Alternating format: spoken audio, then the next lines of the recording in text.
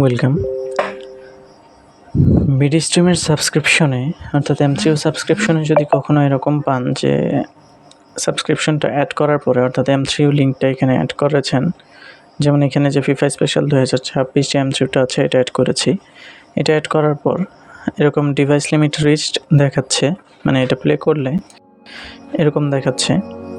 সেই ক্ষেত্রে আপনাকে একটা কাজ করতে হবে এটা সমাধান করার জন্য বা ঠিক করার জন্য। আপনি যে ওয়েবসাইট থেকে অর্থাৎ আমাদের যে ওয়েবসাইট আছে www.bdstream.site, এই ওয়েবসাইটের সেলফ কেয়ারে চলে যাবেন, যেখান থেকে আপনি সাবস্ক্রিপশনটা অ্যাক্টিভ করেছেন। তো আমি এটার সেলফ কেয়ারে যাচ্ছি, আমার অ্যাকাউন্টে লগ ইন আছে। সেলফ কেয়ারে যাওয়ার পর দেখেন এখানে আপনি যে সাবস্ক্রিপশনটা নিয়েছেন ঠিক সেই সাবস্ক্রিপশনটার লিস্টে একদম ডান দিকে যেখানে আপনার লিঙ্ক আছে, লিঙ্কের এইখানে ডিভ দেখাচ্ছে, ডিইভি অর্থাৎ ডিভাইসেস দেখাচ্ছে, ডিভাইসেসের একটা আইকন আছে।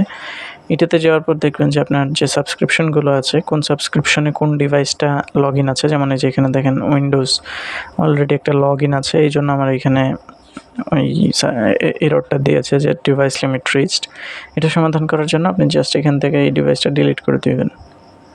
এখন দেখেন এই ডিভাইস ডিলিট করার পর এটা ফাঁকা হয়ে গেল এবং আমি আবার আমার প্লেয়ারে চলে যাচ্ছি।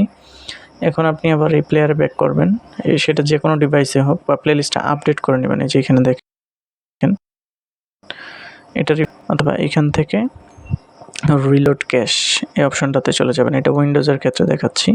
যে কোনোভাবে আপনার প্লেলিস্টটা রিফ্রেশ করতে হবে অথবা ডিলিট করে আবার অ্যাড করতে হবে। আমি এখান থেকে যখন এটা রিলোড ক্যাশ দিলাম, এখানে দেখেন যে ক্যাশ ক্লিয়ার হচ্ছে এবং এখানে আমার মোট চ্যানেল দেখাচ্ছে যে 28টা লোড হয়ে গেছে। আমি কন্টিনিউ দিলাম, এখানে দেখেন যে সবগুলো চ্যানেল লোড হয়ে গেছে। সো এইভাবে আপনার এটা ফিক্স করতে হবে। আমি আর বেশি দেখাচ্ছি না, এখানে প্লে করার কিছু নেই, আপনার জাস্ট এই সমাধানটা এইভাবে করে নেবেন আপনার ড্যাশবোর্ড থেকে। ধন্যবাদ।